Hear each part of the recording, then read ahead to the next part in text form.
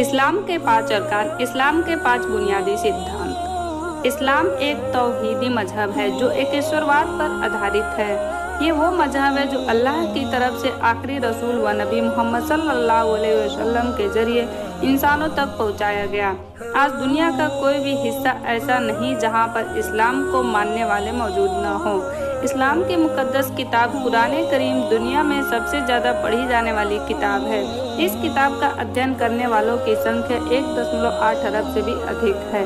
इस्लाम के 5 मूलभूत स्तंभ है जिनका मानना और उनका अनुसरण करना हर मुसलमान के लिए जरूरी है।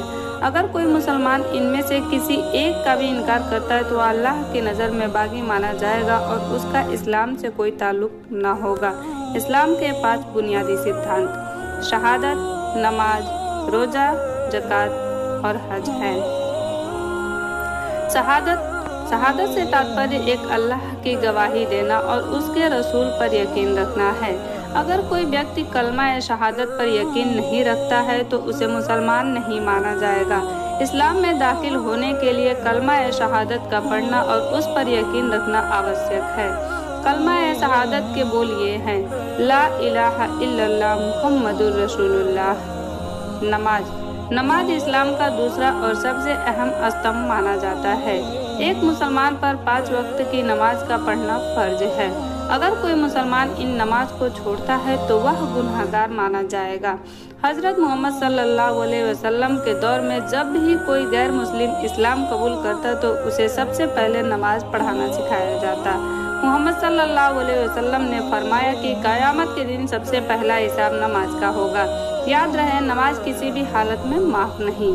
रोजा इस्लामी महीने रमजान में सूरज के निकलने से पहले से लेकर सूरज के डूबने तक बगैर खाए पिए रहकर अल्लाह की इबादत करने का नाम रोजा है। हर मुसलमान मर्द और औरत पर रोजा रखना फर्ज है। सुबह सादिक यानी सूरज निकलने से पहले खाना खाने को सहरी कहा जाता है।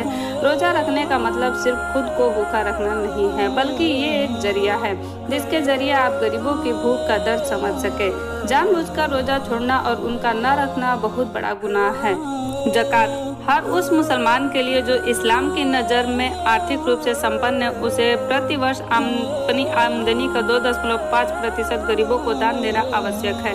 मुसलमान हर वर्ष अपनी आय का 2.5% हिस्सा गरीबों में दान करते हैं, जिसे ज़कात कहा जाता है। ज़कात के लिए साहिब निसाब होना जरूरी है, यानी जिस व्यक्ति के पास 7.5 तोला सोना या फिर 52.5 तोला चांदी मौजूद है या उनकी कीमत के बराबर की रकम मौजूद है तो उसे उस पर ज़कात का निकालना फर्ज है। अल्लाह का कुरान में स्पष्ट ऐलान है कि नमाज कायम करो और ज़कात अदा करो। ज़कात की शर्तें। ज़कात देने वाला मुसलमान और बालिग है, क्योंकि नाबालिग पर ज़कात फर्ज नहीं है। अक्लमंद हो, पागल ना हो, अपने माल का पूरे तौर से मालिक हो, यानी कि उस पर उसका कब्जा हो, तभी वह ज़कात अदा कर सकता है। जब पर 1 साल गुजर चुका हो। हज मुसलमान हर साल इस्लामी महीने जुल्हिज्जा में सऊदी अरब के शहर मक्का में जियारत के लिए हाजिर होकर वहां पर जो विशिष्ट इबादत करते हैं उसे हज के नाम से जाना जाता है। इस्लाम में हर उस मुसलमान पर जो हज करने के सलाहियत रखता है उसका हज करना फर्ज करा दिया है। इस्लाम की 5 मूलभूत स्तंभों में शामिल है।